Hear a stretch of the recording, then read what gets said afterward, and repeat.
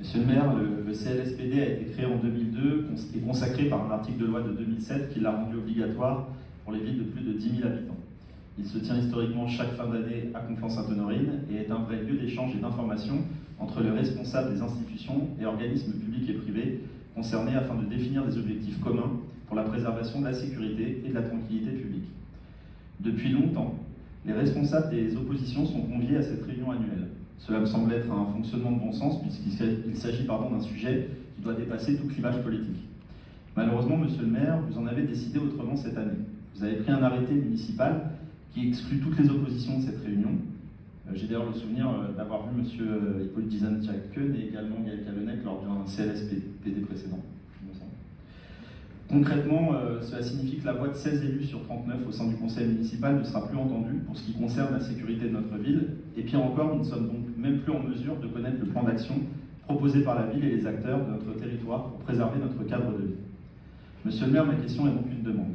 Notre groupe vous demande de revenir sur cette décision autoritaire et d'autoriser les oppositions à siéger au CLSPD comme cela a toujours été le cas à Conflans. Je vous remercie. Tout d'abord, je note que vous avez repris la phrase qui fixe le cadre du CLSPD de site officiel sans avoir pris la peine de citer l'intégralité du texte, pourtant affiché clairement. Ce texte précise que le CLSPD, présidé par le maire ou son représentant, et qu'il comprend notamment de façon obligatoire plusieurs personnalités. Le préfet et le procureur de la République ou leur représentant, le président du conseil départemental ou son représentant, et les représentants des services de l'État désignés par le préfet. En qualité de président, les maires peuvent désigner d'autres membres selon les besoins et les particularités locales.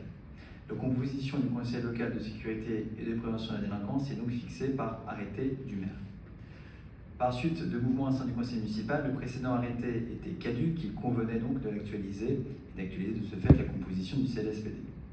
À ce titre, il ne s'agit nullement d'une exclusion, mais simplement d'une nouvelle composition venant remplacer la précédente qui respecte les dispositions légales dans lesquelles la présence de l'opposition, rappelons-le, n'est pas obligatoire.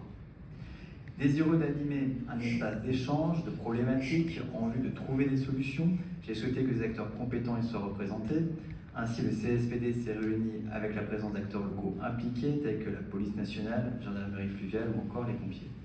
Je reste à votre disposition pour échanger de ce sujet hors du cadre du conseil municipal.